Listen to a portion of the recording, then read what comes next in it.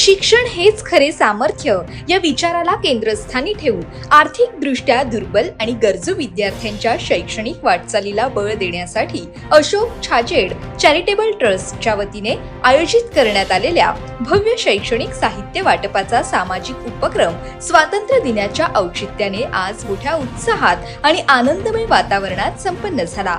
ND studio इथे आयोजित या कार्यक्रमात हजारो विद्यार्थ्यांना मोफत स्कूल बॅग, छत्री आणि वह्यांचं वाटप करण्यात आलं। या उपक्रमास उरण खालापूर विधानसभा मतदारसंघाचे आमदार महेश बालदी यांच्यासह अशोक छाजेड चॅरिटेबल ट्रस्टचे पदाधिकारी, लोकप्रतिनिधी, विद्यार्थी, पालक आणि नागरिक मोठ्या संख्येने उपस्थित होते। अशोक छाजेड चॅरिटेबल ट्रस्ट यांच्या वतीने स्वातंत्र्य दिनाचा औचित्य साधत खालापूर तालुक्यातील उरण विधानसभा मतदारसंघातील जिल्हा परिषद शाळेतील विद्यार्थ्यांना आमदार महेश बालदी यांच्या उपस्थितीमध्ये विद्यार्थ्यांना दप्तर, वही आणि छत्रीचं वाटप करण्यात आलं। तसंच स्वातंत्र्य दिनानिमित्त छाजेड चॅरिटेबल ट्रस्ट यांनी विद्यार्थ्यांना शालोपयोगी वस्तू वाटप केल्याने आमदार महेश बालदी यांनी कौतुक केलंय। जिल्हा परिषद शाळांमधील टप्पावाईज काम केले जातील। जिल्हा परिषद शाळांचे टप्पावाईज काम केलं जाईल। काही मुलं ऍडव्हान्स वागून आमच्या विरोधात रील्स काढत असले तरी आम्हाला फरक पडत नाही, अशी प्रतिक्रिया उरण मतदारसंघाचे आमदार महेश बालदी यांनी दिली आहे। या परिसरातील जिल्हा परिषदेच्या शाळेत, ज्या शाळांमध्ये जिल्हा परिषद शाळेत आम्ही शिकलो, आपल्या वेळेला तर काय कोणी एनडी स्टुडिओ दाखवला नव्हता।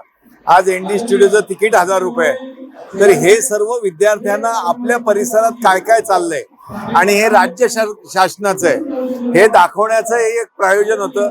आणि त्याच वेळेला छाजेड परिवाराने, छाजेड चॅरिटेबल ट्रस्टनी 1500 ते 1700 विद्यार्थ्यांना साहित्य वाटप केलं। त्याचा एक आनंदाचा सोहळा स्वातंत्र्य दिनी विद्यार्थ्यांसोबत रमणं, त्यांना राष्ट्रभक्ती सांगणं, त्यांची सहल त्या निमित्ताने झाली।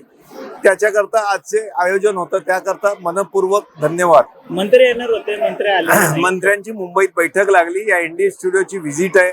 ह्याला एनडी स्टुडिओला पुनर्वैभव प्राप्त व्हावं याची इच्छा सन्माननीय सरकार, देवेंद्रजी, एकनाथ शिंदे साहेब, सुनेत्रा वहिनी आणि आशिष शेलारजी या सगळ्यांची आहे।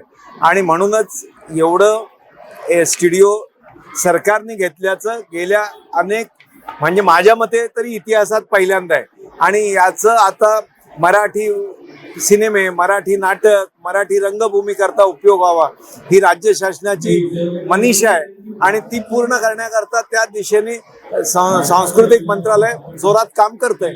असं आहे की जिल्हा परिषदेच्या शाळांची घटती संख्या आणि त्यांची दुरावस्था याच्यात शंका नाहीये, पण त्याच्यात टप्पा वाईज प्रत्येक शाळा घेऊन त्याच्यात पट बघून रिपेअरिंगही तेवढ्याच जोरात चालू आहे। आम्ही निधी तेवढ्याच जोरात देतोय। त्याच्यामुळे आंदोलन करणं सोपं आहे। ज्यांनी छोटीशी 10 फुटाचा आयुष्यात रस्ता बनलेला नसतो ना, तो पूर्ण मुंबई गोव्याच्या आणि मुंबई एक्सप्रेस हायवेच्या गोष्टी करतो। त्याच्यामुळे काम करण्याकरता काय लागतं आणि काम करून दाखवण्याकरता काय लागतं, हा जो फरक आहे, हा जेव्हा जनतेला समजतो तेव्हा जनता त्याला योग्य उत्तर देते। नाही, असे उंबरणेवाडी आणि त्याच्याकरता आम्ही आज सर्व प्रयत्न केले, पण हल्ली काही त्यांच्यातलीच मुलं जरा ऍडव्हान्स वागून आमच्या विरोधातल्या रील टाकतायत। आम्हाला त्या रीलनी परिणाम होत नाही।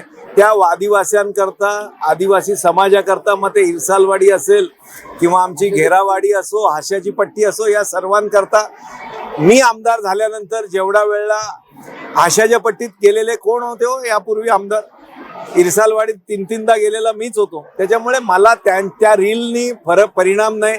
आम्हाला जे काम करायचंय ते संसदीय कार्याच्या चौकटीत, कायद्याच्या चौकटीत राहून करायचंय आणि ते आम्ही पूर्ण करू हा विश्वास। पाऊसच पडलाय, रस्ता दरवर्षी होतोय, यंदाही झालाय, परत सुधरवून घेऊ, चांगले करू।